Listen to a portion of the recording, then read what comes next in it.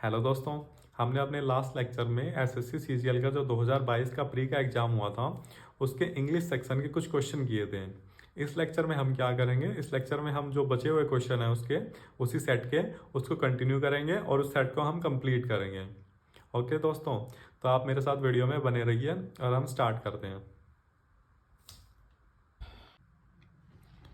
Okay दोस्तों, तो हमारा जो फर्स्ट क्वेश्चन है इस लेक्चर का, जो कि क्वेश्चन नंबर 16 है, वो कहता है कि हमको एंटोनिम सेलेक्ट करना है of the word effervescent. Effervescent का हमको एंटोनिम सेलेक्ट करना है। एफरवेसेंट क्या होता है, मतलब कि जो पर्सन जल्दी उत्तेजित हो जाता है या फिर जो चीज़ जल्दी उत्तेजित हो जाती है उसको बोलते हैं एफरवेसेंट। जैसे कि हम प्रैक्टिकल करते हैं तो जब हम आपस में केमिकल को मिक्स करते हैं तो उनमें से बबल्स निकलते हैं, उनको बोलते हैं एफरवेसेंट। मतलब कि वो एक्साइटेड हो रहे हैं, उनमें से बबल्स निकल रहे हैं, ठीक है, वो चीज़ होती है एफरवेसेंट। देन ये सेंटेंस है, इसमें से हमको सिलेक्ट करना है। Sonali is Babli and care free. Babli वही होता है जो जल्दी एक्साइटेड हो जाए, उत्तेजित हो जाए, बबली है। और केयर फ्री, केयर फ्री मतलब फ्री फ्रॉम रिस्पॉन्सिबिलिटी, मतलब उसके पास में कोई रिस्पॉन्सिबिलिटी नहीं, आज़ाद है वो। In comparison to her sister Mitali subdued nature, ठीक है। और उसके किसके कंपेरिजन में, उसकी जो सिस्टर है मिताली, जिसका नेचर कैसा है, सबड्यूड। सबड्यूड क्या होता है, मतलब किसी के अधीनवश होना, या फिर जो पर्सन डिप्रेस्ड होता है, सैड होता है, ग्लूमी होता है, ठीक है, उसको बोलते हैं सबड्यूड। सबड्यूड कौन होता है, जैसे इसके सिनोनिम्स क्या होंगे, जैसे कोई पर्सन है वो ज़्यादा ग्लूमी हो, सैड, ग्लूमी मतलब सैड होता है, ठीक है, या फिर जो ज़्यादा डिप्रेस्ड हो, ठीक है, उसको बोलते हैं हम सबड्यूड, सबड्यूड नेचर, ठीक है। तो इसमें एंटोनिम क्या होगा एफरवेसेंट का, सबड्यूड, ठीक है। एफरवेसेंट मतलब कि जो जो पर्सन ज़्यादा एक्साइटेड होता है या फिर जो चीज़ एक्साइटेड होती है उसको बोलते हैं एफरवेसेंट। और सबड्यूड क्या होते हैं, जो डिप्रेस्ड होता है, सैड होता है, ठीक है, उसको बोलते हैं सबड्यूड। तो ये फोर्थ ऑप्शन इसका करेक्ट होगा। ओके तो दोस्तों, तो हमारा नेक्स्ट क्वेश्चन है क्वेश्चन नंबर 17। हमको इसमें क्या करना है, इसमें हमको अप्रोप्रिएट सिनोनिम सेलेक्ट करना of the word vigilant. Vigilant का सिनोनिम, विजिलेंट क्या होता है, विजिलेंट वो होता है जो एकदम से वॉचफुल हो या फिर एकदम से सावधान, जो चीज सावधान होता है उसको बोलते हैं विजिलेंट, ठीक है। देन ये हमारा सेंटेंस है, इसमें से सिलेक्ट करना हमको। The burglar was very cautious. तो बर्गलर, बर्गलर कौन होता है, जो घुसपैठिया होता है, जैसे कि जो चोरी के लिए किसी बिल्डिंग में एंट्री करता है, ठीक है, चोर है, उसको बोलते हैं घुसपैठिया। वॉज वेरी कोशियस, कोशियस मतलब कि सावधान, ठीक है, तो ये इसका सिनोनिम होगा विजिलेंट का। सो ही अवॉइडेड द सिक्योरिटी परफेक्टली, तो उसने जो सिक्योरिटी है उसको अवॉइड कर दिया, मतलब निग्लेक्ट कर दिया। As they didn't find any proof, तो इस क्योंकि उनको कोई प्रूफ नहीं मिले, जैसे कि जो पुलिस वगैरह थी या फिर कोई भी जिसने इन्वेस्टिगेशन की उसको कोई प्रूफ नहीं मिला, क्योंकि जो बर्गलर था वो वेरी कोशियस था, ठीक है। तो विजिलेंट का जो सिनोनिम होगा वो हमारा होगा कोशियस, ठीक है। तो ये फोर्थ ऑप्शन है, ये करेक्ट होगा। ओके दोस्तों, तो नेक्स्ट है हमारा क्वेश्चन नंबर 18। हमको एंटोनिम सेलेक्ट करना है अंडरलाइन वर्क का, फिल्दी का। His house was filthy with papers and eatables strewn everywhere. Filthy होता है जो चीज़ डर्टी होती है, गंदी होती है, ठीक है, बिखरी हुई होती है, उसको बोलते हैं फिल्दी, ठीक है, मतलब डर्टी चीज़ को बोलते हैं हम filthy. His house was filthy, गंदा था, विद पेपर्स, पेपर वगैरह सब फैले हुए थे वहाँ पे, एंड ईटेबल्स स्ट्रून एवरीवेयर, और जो खाने की चीज़ें थी वो भी फैली हुई थी हर जगह। स्ट्रून का ही मतलब होता है फैला हुआ, ठीक है। तो फिल्दी का मतलब होता है डर्टी, तो डर्टी का हमको एंटोनिम सेलेक्ट करना है। एंटोनिम होता है उसका अपोजिट, ठीक है, तो डर्टी का एंटोनिम होगा हमारा क्लीन। ओके, तो हमारा जो करेक्ट आंसर होगा वो होगा ऑप्शन नंबर 3, जो कि है क्लीन, ठीक है। बाकी जो वर्ड है जैसे कि बैरन, बैरन क्या होता है, जैसे कि बैरन लैंड होती है जो कि अनप्रोडक्टिव होती है, जो बंजर चीज़ होती है उसको बोलते हैं बैरन। डिग्निफाइड होता है रिस्पेक्टेड, ठीक है, जैसे कि ये पर्सन काफ़ी डिग्निफाइड है, रिस्पेक्टेड है, ठीक है। और इंटीग्रल होता है किसी का, किसी से जुड़ा हुआ पार्ट, जैसे कि this is the integral part of this machine, मतलब कोई चीज़ जो कि मशीन की इंटीग्रल होती है, मतलब कि जो उसको पूरक करती है, ठीक है, उसको बोलते हैं integral. Okay, the next question है हमको, हमारा है appropriate meaning of the given idiom. ये जो इडियम है हमको इसका अप्रोप्रिएट मीनिंग सेलेक्ट करना है, ठीक है। बैक अगेंस्ट द वॉल, ठीक है, बैक अगेंस्ट द वॉल का मतलब होता है be in a difficult situation from where escape is difficult, ठीक है, मतलब ऐसे सिचुएशन में आ जाना जहाँ से बचना मतलब डिफिकल्ट होता है, उसको बोलते हैं बैक अगेंस्ट द वॉल, ठीक है। मतलब बैक अगेंस्ट द वॉल क्या होता है, जैसे कि कोई सपोर्ट में खड़ा है वॉल के, जैसे वॉल गिर रही है उसके सपोर्ट में खड़ा है, तो इसका मतलब क्या हुआ, वो काफ़ी डिफिकल्ट पोजिशन में है जहाँ से उसका बचना काफ़ी मुश्किल है, ठीक है। इस तरीके से हम इसमें से ईडीएम में से मीनिंग भी निकाल सकते हैं। तो इसका जो करेक्ट आंसर है वो है option number 1, be in a difficult situation from where escape is difficult.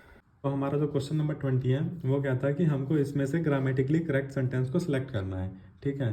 तो हमारा फर्स्ट ऑप्शन है it is a old uniform but A memorable thing for me. It is a old, तो old में जो first letter है वो है vowel, ठीक है। बट और वोवल के पहले क्या यूज होता है, आर्टिकल एन यूज होता है, बट यहाँ पे ए का यूज है, ठीक है। तो इसलिए ये इनकरेक्ट हो गया। बट डी ऑप्शन में है ओल्ड के पहले एन का यूज है, ठीक है। It is an old uniform but A memorable thing for me, ठीक है। तो जो डी ऑप्शन है वो हमारा करेक्ट है, ठीक है। तो आर्टिकल के बेस पे मैं आपको एक लेक्चर भी बनाऊंगा जिसमें मैं आपको बताऊंगा कि कहाँ पे ए का यूज होगा, कहाँ पे एन का यूज होगा और कहाँ पे दी का यूज होता है, ठीक है। छोटा सा लेक्चर होगा बट उससे आपको आर्टिकल की अच्छे से नॉलेज मिल जाएगी। ओके दोस्तों, तो नेक्स्ट है हमारा क्लोज टेस्ट। क्लोज टेस्ट के लिए जो ज़रूरी चीज़ है वो है हमारी रीडिंग हैबिट अच्छी होनी चाहिए। रीडिंग हैबिट अच्छी करने के लिए आपको डेली का एक आर्टिकल पढ़ना होगा, ठीक है। आप कोई भी न्यूज़पेपर ले सकते हैं और उसका एडिटोरियल पेज में से कोई एक आर्टिकल आप पढ़िए, ठीक है। आप आर्टिकल पढ़ेंगे तो इससे आपकी जो क्लोज टेस्ट में जितने भी क्वेश्चन पुट किए जाएंगे आप उनको अच्छे से सॉर्ट आउट कर पाओगे, ठीक है। ये वाला क्लोज टेस्ट हम देखते हैं अब। Redwing had read dash that one of his favourite writers, ठीक है। रेडविंग हैज रीड समवेयर, ठीक है। रेडविंग ने कहीं पढ़ा था, ठीक है। जो भी हम करेक्ट होते जाएंगे ना मैं उसको आपको बताता जाऊंगा कि ये ऑप्शन करेक्ट है। बाकी का हम यूज करेंगे उसका कोई वो सेंसलेस हो जाएगा, ठीक है, कोई मीनिंग नहीं बनेगा। आप खुद भी देख सकते हैं करके सारे ऑप्शन फिट करके इसमें। Redwing had read somewhere that one of his favourite writers, Redwing ने कहीं पढ़ा था दैट कि one of his favourite writers, कि उसका एक जो फेवरेट राइटर है Ernest Hemingway had been asked, उससे कहीं पूछा गया था what was the best dash for a novelist, what was the best training for a novelist. मतलब कि जो कोई नोवेलिस्ट होता है, जैसे नोवेलिस्ट कौन होता है, जो नोवेल लिखता है, कि तो कोई भी नोवेलिस्ट है उसके लिए बेस्ट ट्रेनिंग क्या हो सकती है, बट क्या होती है, ठीक है।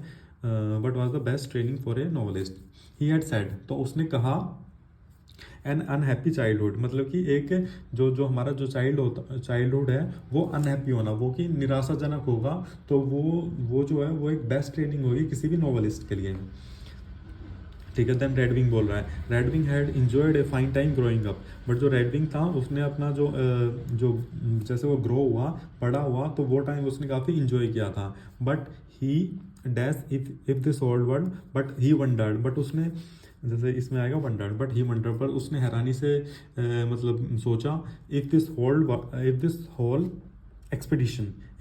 एक्सपेडिशन मतलब क्या होता है, जर्नी, मतलब कि जो भी सारी जर्नी है was unfolding more like a novel, उसको नॉवल के रूप में अनफोल्ड किया जाए। जैसे कि एक बार किसी ने नॉवल लिख दिया बट उसको हम दोबारा रीड कर रहे हैं तो वो मतलब होता है अनफोल्डिंग, उसको दोबारा से हम खोल रहे हैं, ठीक है।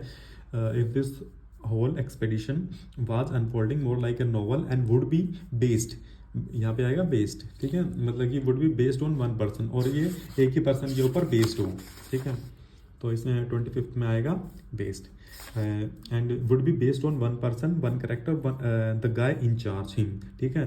तो अगर ये सारी जर्नी किसी एक ही पर्सन के बेस हो, मतलब एक ही पर्सन पे डिपेंड हो, एक ही करेक्टर हो उसमें, और जो उसको लिख रहा हो जैसे द गाय इंचार्ज, जो भी उसका इंचार्ज हो, ठीक है, वो एक ही हो, देन क्या हो सकता है, may be you got A happy childhood, तो मतलब ये भी हो सकता है किसी पर्सन का जो चाइल्डहुड है वो हैप्पी हो, but then an unhappy adulthood, but उसके बाद जो अडल्ट स्टेज आई उसकी, उसमें वो अनहैप्पी भी हो सकता है, and that's how the novels work, ठीक है। और इस तरीके से नॉवल वर्क करता है।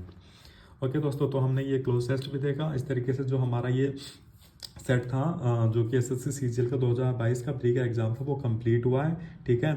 आई होप आपको अच्छे से समझ में आया। अगर आपको अच्छे से समझ में आया तो प्लीज़ वीडियो को लाइक एंड सब्सक्राइब कीजिए, ताकि मैं और क्वेश्चन पेपर जो भी कराऊँ और भी जो भी मैं एसएससी का इंग्लिश का सिलेबस करा रहा हूँ उसकी वीडियो आप तक पहुँच जाए और आप उसको देख सकें, ठीक है। Okay students, thank you.